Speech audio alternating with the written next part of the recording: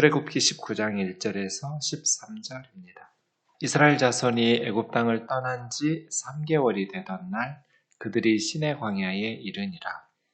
그들이 르비딤을 떠나 시내 광야에 이르러 그 광야에 장막을 치되 이스라엘이 거기 산 앞에 장막을 치니라. 모세가 하나님 앞에 올라가니 여호와께서 산에서 그를 불러 말씀하시되 너는 이같이 야곱의 집에 말하고 이스라엘 자손들에게 말하라. 내가 애굽 사람에게 어떻게 행하였음과 내가 어떻게 독수리 날개로 너희를 업어 내게로 인도하였음을 너희가 보았느니라.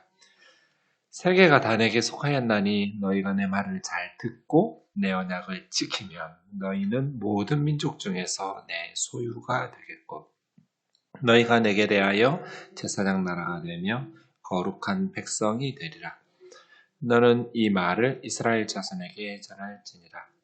모세가 내려와서 백성의 장로들을 불러 여호와께서 자기에게 명령하신 그 모든 말씀을 그들 앞에 진술하니 백성이 일제히 응답하여 이르되 여호와께서 명령하신 대로 우리가 다 행하리이다. 모세가 백성의 말을 여호와께 전하며 여호와께서 모세에게 이르시되 내가 빽빽한 구름 가운데 내게 임함은 내가 너와 말하는 것을 백성들이 듣게 하며 또한 너를 영영히 믿게 하려 함이니라. 모세가 백성의 말을 여호와께 아뢰었으므로 여호와께서 모세에게 이르시되 너는 백성을 오늘과 내일 그들을 성결하게 하며 그들에게 옷을 빨게 하고 준비하게 하여 셋째 날을 기다리게 하라. 이는 셋째 날에 나 여호와가 온 백성의 목전에서 시내산에 강림하실 것임이니 너는 백성을 위하여 주의 경계를 정하고 이르기를 너희는 삼가 산에 오르거나 그 경계를 침범하지 말지니 산을 침범하는 자는 반드시 죽임을 당할 것이니라. 같이요. 그런 자에게는 손을 대지 말고 돌로 쳐 죽이거나 화살로 쏘아 죽여야 하리니 짐승이나 사람을 막론하고 살아남지 못하리라 하고 나팔을 길게 불거든 산 앞에 이를 것이니라 하라. 아멘. 출애굽기는 네 부분으로 이루어져 있습니다. 출애굽 사건이 있고요. 그 다음에 광야 여행이 나옵니다. 그리고 오늘 본문 19장에서부터 24장까지 시내산 언약 부분이 나오고요. 25장부터 마지막 40장까지는 성막, 하나님의 집을 짓는 성막에 대해서 나옵니다. 이 네 가지 부분 중에 제일 중요한 부분이 뭘까요? 네, 시내산 언약을 맺는 오늘 본문부터 시작하는 것입니다.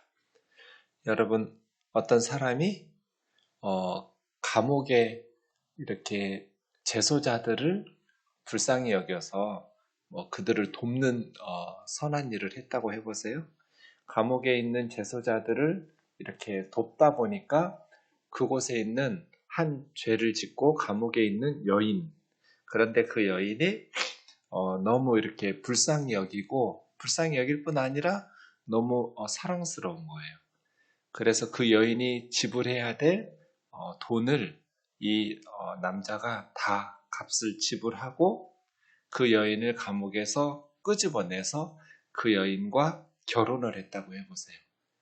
그러면 그 여인을 끄집어낸 목적이 결혼을 위해서잖아요. 이렇게 비유할 수 있어요. 하나님께서 애굽의 노예로 살고 있는 이스라엘 백성들을 구원하셨어요. 그리고 하나님의 산 시내산까지 광야 여정 가운데 인도하셨어요. 그리고 시내산 언약을 통해서 그들과 결혼하셨어요. 결혼했으면 이제 같이 살아야 될 신혼집이 필요하잖아요. 네, 이게 출애굽 사건, 광야 여행, 시내산 언약이 결혼식이고요. 결혼식이 끝났으면 이제 성막은 신혼집 같은 거예요. 이스라엘 백성들 중에 하나님께서 함께 그들과 살아갈 집, 성막이죠. 이게 출애굽기예요. 어떤 학자들은 출애굽기는 원래 여러 부분이 따로 존재하던 그러한 여러 명의 저자들이 쓴 문헌이었는데 후대에 바벨론 포로기 이후에 에스라 시대에 편집자들이 지금의 모습으로 하나로 만들었다. 잘 모르는 얘기예요. 언뜻 보면 그렇게 보여요. 전혀 이질적이거든요. 주제가 전혀 달라요. 출애굽한 내용, 그 다음 광야 여행, 그리고 시내산 언약, 그 다음에 뭐 건축 이야기하는 몇 규빗 하는 성막론. 이게 전혀 주제들이 다르니까 저자도 다르고 따로 존재하던 그런 문헌들이 후대에 와서 하나의 성경으로 모였다라고 말하는데 그렇지 않아요. 이게 처음부터 끝까지 하나라도 빠지면 안 되는 이런 스토리예요. 어떤 사람이 자기 결혼 이야기를 쓸 때 구원해낸 이야기 따로 쓰고 거기까지 인도한 얘기 따로 쓰고 결혼 시간 얘기 따로 쓰고 신혼집 얘기를 따로 쓰겠어요. 그 중에 한 주제라도 빠지면 말이 안 되는 거죠. 통째로 처음부터 끝까지 수미일관이라고 그래요. 머리부터 꼬리까지 다 하나의 주제로 연결되어 있죠. 그렇게 보면 출애굽기의 가장 중요한 장면이 결혼식하는 장면이니까 19장에서 24장의 시내산 언약이라고 말할 수 있어요. 여러분 순서를 가만히 생각해 보면 언약을 맺었기 때문에 구원하신 건 아니죠. 구원한 후에 언약을 맺으신 거예요. 네. 그러니까 율법을 지켜서 하나님의 백성으로 구원받는 게 아니에요. 구원받은 백성들에게 율법을 주신 거예요. 그렇게 사는 걸 보면 그러니까 율법의 준수는 구원의 전제 조건이 아니에요. 구원 받았으니까 이제는 율법. 십계명이 성경에 2번 나와요. 출애굽기 20장에 한 번 나오고 신명기 5장에 한 번 나와요. 둘 다 언약을 맺는 19장에서 24장 사이에 20장이 들어있잖아요. 십계명이라는 율법 이게 뭐겠어요? 시내산 언약의 언약법이거든요. 신명기는 40년 광야 생활 끝나고 이제 언약을 갱신해요. 모압 땅에서. 언약은 2부분으로 이루어졌어요. 결혼식이 그렇죠? 하나는 내용적인 측면과 하나는 예식적인 측면. 뭐 혼인신고를 하거나 그런 내용적인 측면이 있잖아요. 결혼식을 하려면. 그 다음에 결혼 예식장에 들어가서 결혼식을 하는 예식적인 측면도 있죠. 네. 그 전에 남녀는 뭐 이렇게 할게 저렇게 할게 서로 약속도 하고 계획도 하고 맹세도 하고 여러 가지 내용적인 것들을 이야기하죠. 출애굽기도 마찬가지예요. 19장에서 23장까지는 내용적인 언약의 내용적인 측면이에요. 24장은 결혼식하는 예식적인 측면이에요. 이건 이제 출애굽 직후의 언약이고요. 40년 광야 생활 끝나면서 요단강 앞에서 모압 땅에서 언약 갱신할 때 신명기에서는 내용적인 측면은 모세가 모압 땅에서 해요. 근데 예식적인 측면은 가나안 땅에 들어가서 하는데 모세는 가나안 땅에 못 들어가잖아요. 모압에서 죽었단 말이에요. 그러니까 내용적인 측면의 언약갱신은 모세가 모압 땅에서 하고 예식적인 측면의 언약갱신은 여호수아가 끌고 요단강 건너가서 세겜이라는 가나안 도시에서 해요. 그래서 신명기를 모압 세겜 언약이라고 불러요. 내용적인 측면은 모세가 생전에 모압 땅에서 그것을 예식으로 하는 것은 모세 사후에 여호수아가 가나안 땅 세겜에서 그래서 모압 세겜 언약이 신명기예요. 이 언약을 이해하지 못하면 출애굽기와 신명기를 이해할 수 없어요. 모세 오경이 성경의 기초예요. 그래서 이 언약이라는 개념을 이해하지 못하면 성경 전체를 이해할 수가 없어요. 예수님께서도 새 언약 이렇게 말씀하시거든요. 네, 언젠가 말씀드린 기억이 나는데 몇 년 전에 제가 우면동에 온 직후에 청년들이 전화를 했어요. 교회로. 정중영 목사님이시냐고. 내가 그 사람이라고. 우리는 신천지 시므온지파 청년들인데 목사님한테 성경 질문할 게 있다고. 교회로 찾아가도 되냐고. 웰컴! 어서 오라고. 날짜를 정해놓고 그 청년들이 저를 찾아왔는데 자매 둘하고 형제 한 명, 3명의 젊은이, 20대 중반 정도의 청년들이 왔어요. 놀랍죠?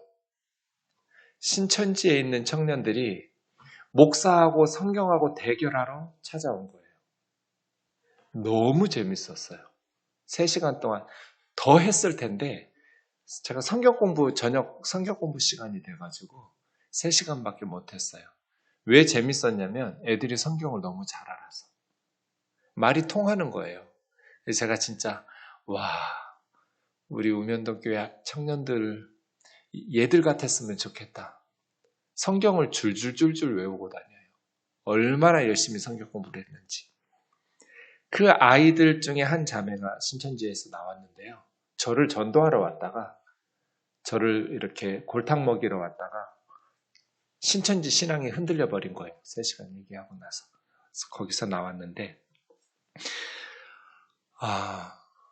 언약에 대해서 이야기했어요. 너희들은 처음부터 틀렸다.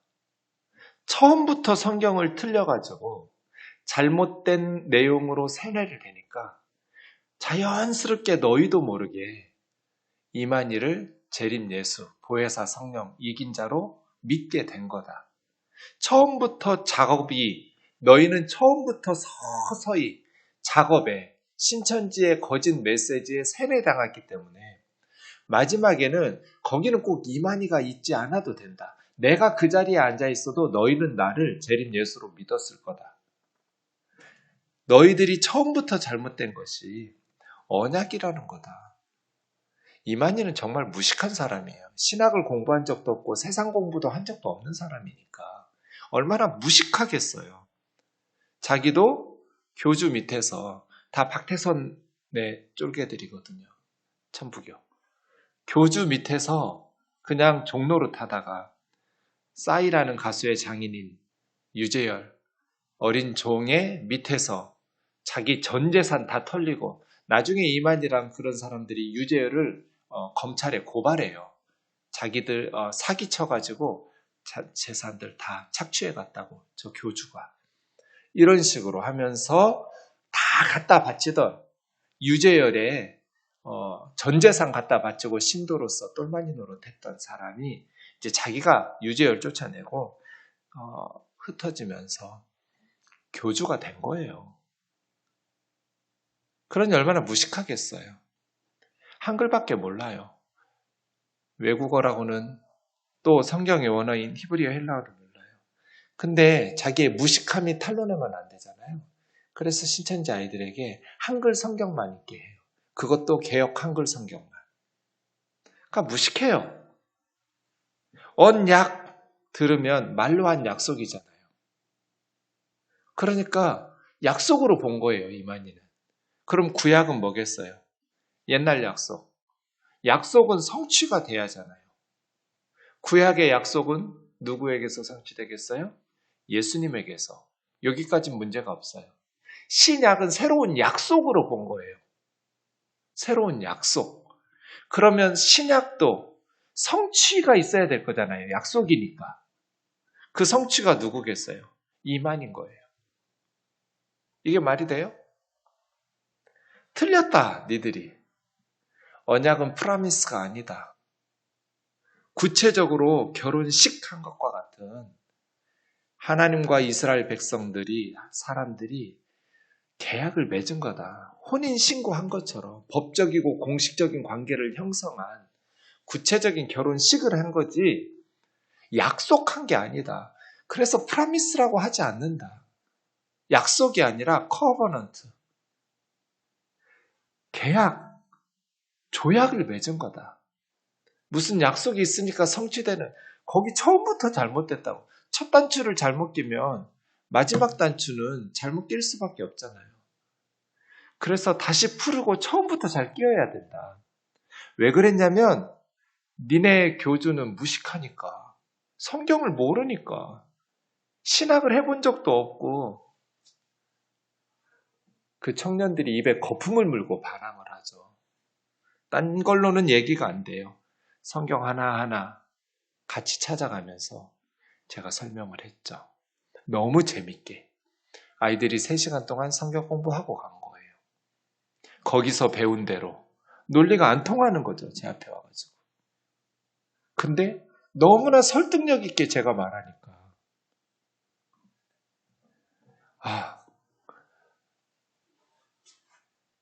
여러분, 언약은요. 구약 성경, 신약 성경은 단순히 약속이 아니에요. 옛 언약, 새 언약이에요. 옛날 약속, 새로운 약속이 아니에요. Old promise, new promise가 아니라 Old covenant, new covenant예요. 실질적으로 하나님과 하나님의 백성들이, 이스라엘 백성들이 언약을 맺은 거예요. 결혼식 한 것 같은 거예요. 간단히 오늘 본문 보죠. 주일에 설명 다시 할 거예요. 애굽 땅을 떠난 지 3개월. 그러니까 출애굽기에서는 출애굽 직후, 신명기에서는 40년 광야 생활 끝내놓고 요단강 앞에서 모압 세겜 언약 갱신하는 거죠. 3개월 되던 날, 그러니까 2달 동안 걸어온 거잖아요. 2달 걸어서 3월 1일에 시내 광야, 이 시내는 고유명사의 시나이 광야예요.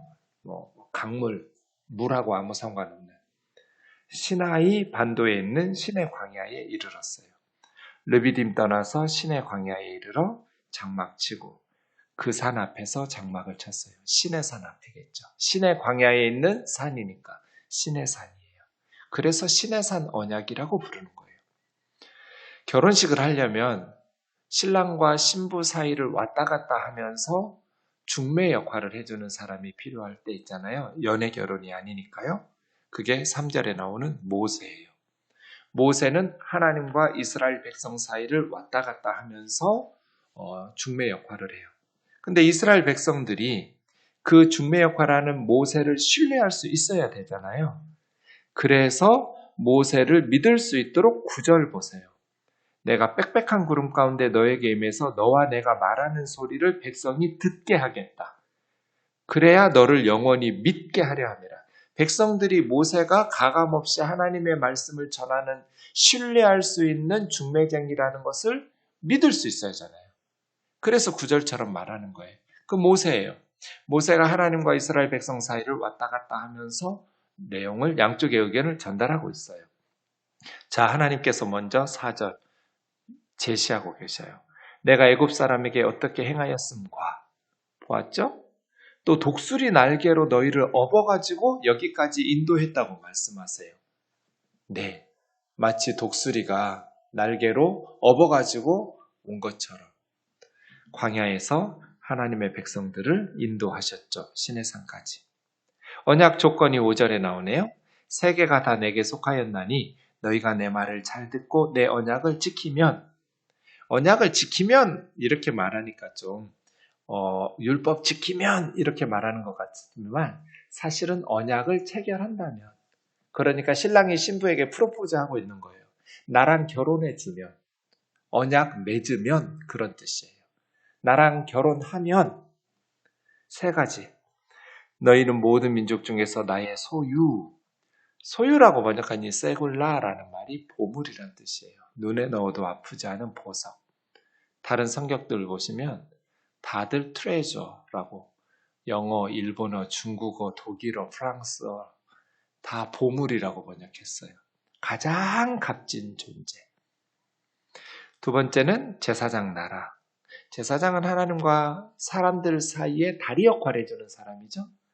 그러니까 이것은 이스라엘만을 위한 언약이 아니라 온 세상 사람들에게 이스라엘이라는 나라는 다리 역할을 해주는, 제사장과 같은 역할을 해주는 나라예요. 하나님은 한 번도 이스라엘만의 하나님이신 적이 없고 이스라엘만을 구원하시려고 하신 적이 없어요. 이스라엘을 통해서 천하만민, 모든 족속을 구원하시려고 하시는 거죠. 우리에게 복이 임하여 축복의 통로로 우리가 사용되면서 세상 모든 사람들이 복을 받을 수 있는 제사장 나라죠. 마지막 3번째는 거룩한 백성, 구별된 선택받은 하나님의 백성 되게 할 거라고 전달해라. 그러니까 이스라엘 백성들이 모세 말을 듣고 8절에 일제히 응답하면서 열렬히 환영하면서, 왜요? 사절을 경험했거든요. 하나님의 구원을 경험했어요. 신랑이 너무 좋아. 더 좋을 수가 없는 거예요. 그러니까 기꺼이 결혼하겠다고 하는 신부처럼, 너무 좋지. 우리가 하나님이 가장 소중히 여기는 세굴라, 이 보물처럼 하나님에게 가장 값진 존재가 되는, 하나님의 신부가 되는 그러한 하나님의 백성, 하나님의 자녀, 그렇게 된다니까 이스라엘 백성들이 열렬히 환영했죠. 할 거라고. 하나님의 백성 되겠다고.